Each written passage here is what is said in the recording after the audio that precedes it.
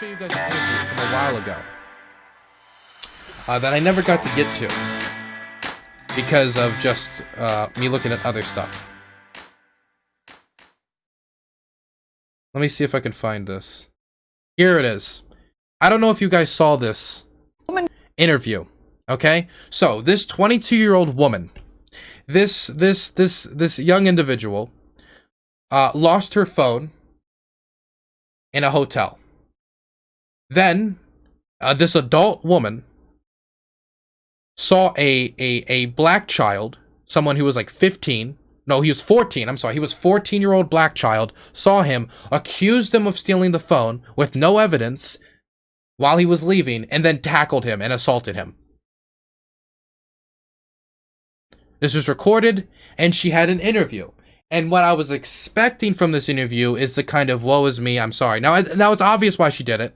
Because she didn't tackle anybody else in the hotel. She didn't target anybody else to that capacity in the hotel. And she had no evidence for it.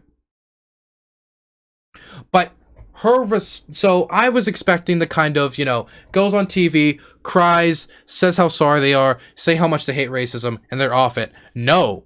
She responds in a different manner. She decides that, nah, I think I actually have some of the moral high ground here. And how can this possibly be a racism that I tackled a black child because I assumed the black child stole my phone with no evidence? And me as an adult assaulting a child. Anyway, here we go. Caught on camera physically attacking a black teenager and falsely accusing him of stealing her cell phone has been arrested in California. It happened last night. You might remember this video. Mia Ponsetto approached 14-year-old Keon Harold Jr. at a New York City hotel last month, accusing him of stealing her phone. His father, jazz musician Keon Harold, recorded the encounter and accused Ponsetto. The thing is, she also did this and continued to act like this once she saw there was a camera in her face, too. So it just shows how little she cared Of racial profiling. about assaulting a child like this. You see two black people? No, I'm not letting him walk away with my phone. Now, the video Again, she says that. No evidence he ever had her phone. Zero. She just assumed. shows Ponsetto trying to stop the teenager from leaving the hotel lobby and then rushing toward them. Hotel surveillance video shows the 22-year-old woman tackling Keon Jr. Now, he never had the phone. It turned up several minutes later at the hotel. So, just to be clear, he never had the phone. She found it later. There was no evidence he had the phone. She just assumed that this 14-year-old black child had her phone with her, I don't know, telekinetic powers and decided to tackle him. New York City detectives went to California yesterday to coordinate Ponsetto's arrest in connection with the confrontation. She was contacted at a traffic stop in Ventura County near Los Angeles. Officials say that police had to pull her out of the car when she refused to get out. Now, in an exclusive interview, we had just done that interview yesterday afternoon. Her lawyer spoke with us before she was arrested. They told us that NYPD had not yet contacted them. Mia, help me understand. What made you think that Keon had your phone? That's why I'm confused. Why did you think he had it? I was approaching the people that had been exiting the hotel because in my mind, anybody exiting is probably the one that might be the one that is trying to steal my phone. I admit, yes, I could have approached the situation differently or maybe not yelled at him like that and made him feel, maybe some sort of inferior way, making him feel as if I was like hurting his feelings, because that's not my intention.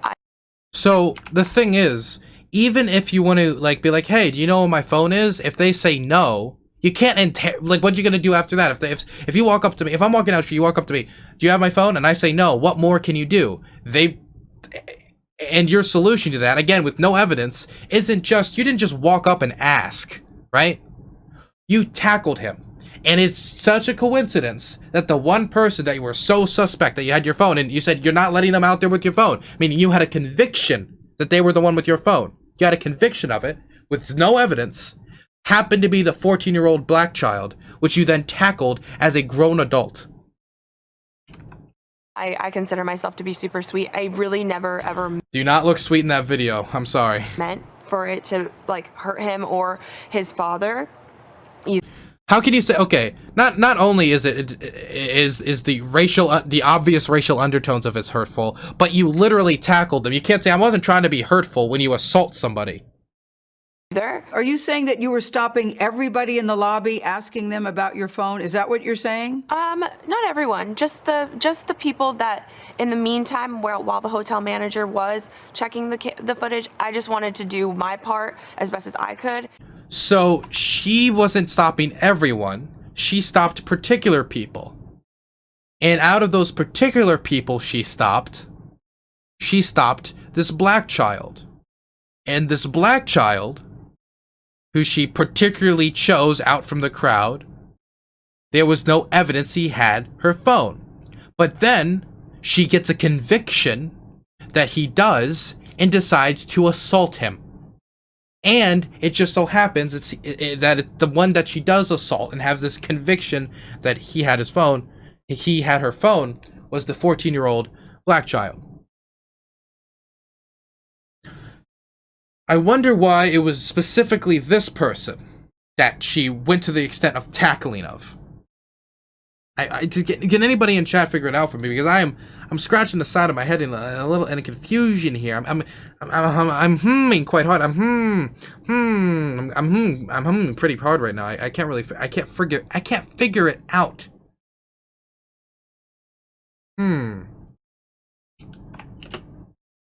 You just described yourself as super sweet. I know you've seen the video. When you look at the video, the reaction seems very extreme. It doesn't seem like it's someone who's super sweet. How would you feel if you were alone in New York and, you know, you're going to spend time with your family during the holidays and you lose the one thing that gets stolen from you that has all of the access to the only way that you're able to get back home? I just don't think...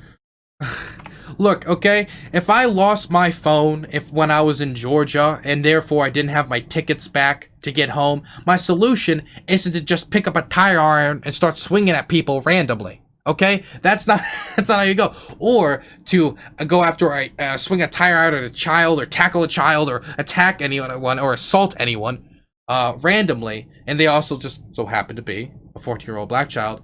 That isn't the solution. That's not how you react to that situation. Why is she defending herself? She should just be apologizing. If she apologized, this would not nearly get as much attention as it has. It's just only blown up further due to her trying to defend her actions here. I think I would randomly attack people is what I'm saying to you. I know you said you could have handled it better, but I just don't think I would randomly attack people in the manner in which you did. What do you think when you look at that video? You're standing there in your leggings and your flip-flops, and it looks like you're just going nuts, for lack of a better word. No, I'm not letting him walk away with my phone. I don't feel that is who I am as a person. I don't feel like this one mistake does define me, but I do sincerely from the bottom of my heart apologize that if I made the son feel as if I assaulted him, or if I hurt his feelings, or the father's feelings. I don't believe one mistake defines anybody. But could she apologize? I think when I look at that particular video, she should have led with this. You did more than just accuse him. The video seems to show that you physically attacked this young boy. You do see that too, right? But at the end of the day, the dad did end up like slamming me to the ground and pulling my hair and throwing me and dragging me across the ground. So I will say that. Yeah, but I think, you know, the video we saw, it looked like you had just attacked his son. Yeah, the footage shows me attacking his son. Attacking him how? Yelling at him? Yes. Okay, I apologize. Can we move on? She doesn't feel sorry. She's like, yeah, I yelled at him. No, you didn't yell. You tackled them. You tackled them. Yeah, I'm sorry I yelled. No, look, the yelling's its own problem. You tackled them. That's not attacking. If I said, how dare you, and I yelled raised my voice, that isn't attacking. You tackled them. That's the problem. You can't just football tackle people. There's no remorse there. It's very obvious. She just wants to move on. This is annoying to her. This is annoying that it's being brought up. There's zero remorse here. Oh my gosh. I know you're saying I don't need to, I just want to apologize, but I do think that there should be some context to your actions that day. Okay, so basically I'm a 22-year-old girl. Racism is, how is one girl accusing a guy about a phone a crime? Where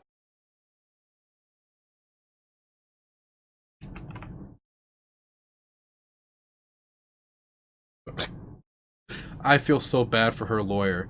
So accusing someone is not a crime, but it's suspect that you admit that you were not stopping everyone, and out of the few people that you did stop, one of them was a 14-year-old black child, and that's the one you get a conviction about stealing your phone, and then say you're not letting them leave without your phone, and then commit the actual crime after yelling at them by assaulting that black child. And it's just a happy coincidence that the one person you did end up assaulting and going through all these processes and picking out of the crowd and getting the random conviction that they were the thief here was a black child. The crime is the assault. You were arrested on assault. where is the context in that? Mia, what is the deeper Mia, story it's here? not. That's not the problem. You have to at least understand your actions that day. You seem to have attacked this little boy, this young boy, this teenager. You seem to have attacked this teenager about the phone, and then it turned out he didn't even have your phone. That's the thing. I mean, you're saying, look, I'm 22 years old. You're 22 years old, but you are old enough to know better. So I will say you're 22. I get it. Enough. The hotel did have my phone. Did you see the lawyer? So she is getting... this was supposed to make her look better in the public eye. This interview was supposed to be her apologizing and so she could look better. And now she's telling the host of the show to hush. And her lawyer is turning over to her like, no, don't do what you're about to do. Please, this is already a shit gig. This is already terrible. Not getting paid enough. Don't do what you're about to do. No. So I will say you're 22. I get it. Enough. The hotel did have my phone. The hotel did end up Oh, having that my look phone. on her face. I did get my belongings returned to me. All right. Oh, wow. All right, Gail. Enough. That was my favorite part. Enough. Now, the Harrell family's lawyer released a statement last night. They said this is not about an apology from someone who until a few days ago was claiming she did nothing wrong and, in fact, alleged that Keon Harrell Sr. had assaulted her, someone who targeted a 14-year-old black teenager because of the color of his skin. We'll have more of our interview with Miss. The lawyer was trying to save her, but she would not pick up the life. She would not pick up the life raft. He was really trying to help her, and then. When she interjected, Mia would get upset about that. She insisted that she's not racial profiling. She has an explanation about that. And, it was reported that an Uber driver returned the phone. She says that's not true. So she wanted to make an apology, but as I said to her in the interview, I'm not sure you're helping yourself here. Well, the point is, he didn't have her phone. No, he did not. And? He did not. Interesting choice of hat, by the way. Yeah. Also, the point is the video footage is pretty clear, and she doesn't seem quite ready to acknowledge what it shows. Her lawyer, Sharon, sitting by her side, tried to help her. It's interesting you would point out the hat because Sharon said, you might want to remove that hat. Yeah. And she refused to do that, too. So it was an interesting afternoon. And at the time... Wait, her hat? What was on her hat? Does that say daddy? How am I just noticing this? Her hat says daddy.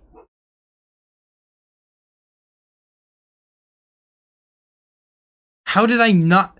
That should be like the most prominent part of this interview. How am I just now figuring this out?